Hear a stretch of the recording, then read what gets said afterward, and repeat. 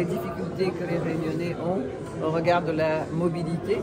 Nous connaissons qu'à La Réunion aujourd'hui nous avons un nombre impressionnant de voitures, 500 000 voitures, 30 km de bouchons. Alors ce travail qui a été fait pour qu'il y ait une mobilité beaucoup plus souple, beaucoup plus pour les Réunionnais, pour que cela vraiment améliore leur vie quotidienne. Parce qu'il y a, vous le savez, on a des jours comme le mardi, les 6 premiers jours du mois, on a vraiment un bouchon extraordinaire.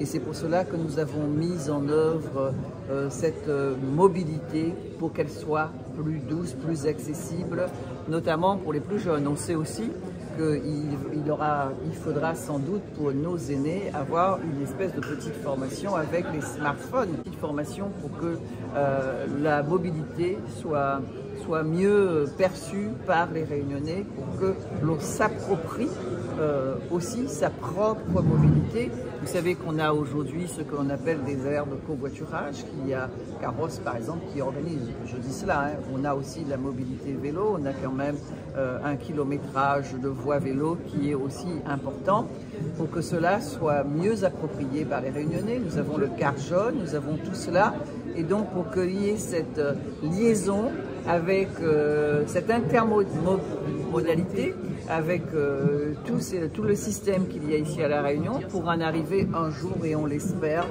à la belle mobilité avec le train qui partirait de Saint-Benoît jusqu'à Saint-Joseph.